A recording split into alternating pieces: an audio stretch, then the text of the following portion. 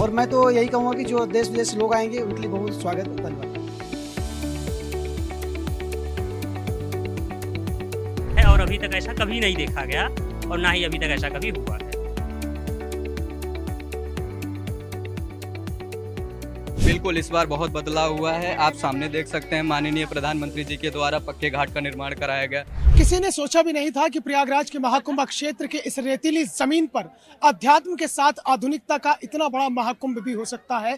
लेकिन उत्तर प्रदेश की योगी आदित्यनाथ सरकार ने न केवल महाकुंभ क्षेत्र को पूरा आधुनिक किया है, बल्कि उस रेतीली जमीन को भी पूरी तरह से आधुनिकता की उस चादर में लपेट दिया है, जिससे कहा जा सकता है कि उत्तर प्रदेश विकास की नई गाथाएं लिख रहा है।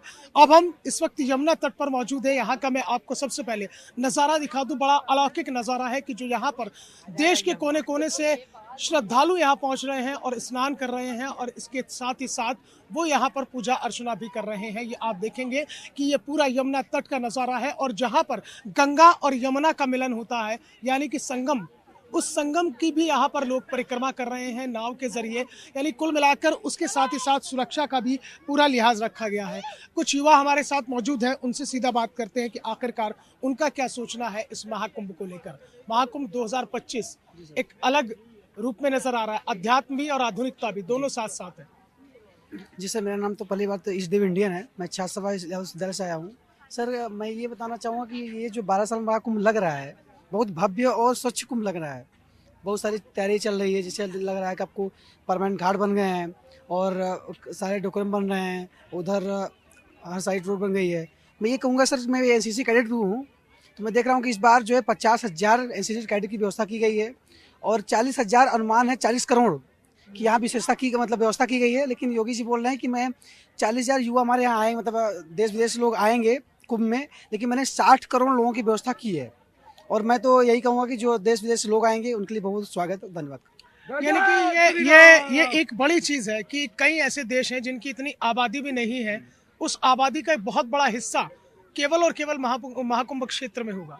जी, बहुत बड़ी भागीदारी है हमारे देश की जो इस महापर्व होने जा रहा है और हो रहा है, और हमें उम्मीद है हमारे सरकार से, केंद्र सरकार से, कि बहुत ही अच्छा और भव्य रहेगा, और हम सबका सहयोग है कि यह बहुत ही स्वच्छ और भव्य रहेगा। कितना आधुनिक दिखाई दे रहा है, कितना हाईटेक दिखाई दे रहा है टेक्नोलॉजी के हिसाब से। जी, यहाँ पे जो भी प्रशासनिक सेवाएं हैं, जो भी स्वच्छता के आधार मानक रखे गए हैं, बहुत ही अच्छा रखा गया है और अभी तक ऐसा कभी नहीं देखा गया और ना ही अभी तक ऐसा कभी हुआ है।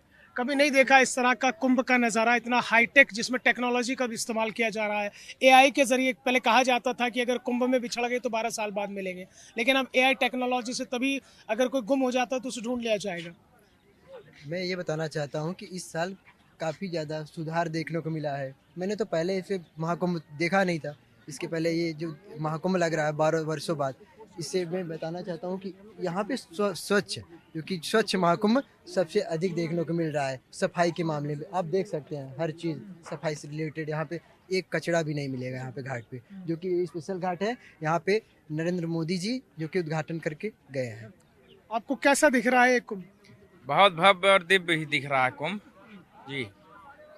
और क्या आपको विशेषताएं दिख रही हैं इस कुंभ में? बहुत सारी विशेषताएं, सबसे ज़्यादा विशेषताएं तो ये हैं कि यहाँ सफाई का खास प्रबंध कराया गया है जी। आप? जी, मेरा नाम अभिषेक शुक्ला है, और यहाँ विशेषताएं हैं कि एआई सिस्टम, जो कि कहा जाता था कि पहले के कुंभ के मेले में बिछड़े हो क्या, उसको मद्देनजर रखते हुए सरकार ने अच्छी व्यवस्था दी हुई है कि आप यदि गुम होते हैं तो जगह जगह पे क्यूआर कोड स्कैनर लगाया जाएगा, जिसके माध्यम से आप अपने आप को सही रास्ता पे देख सकते हैं और अपने शिविर तक पहुँच सकते हैं।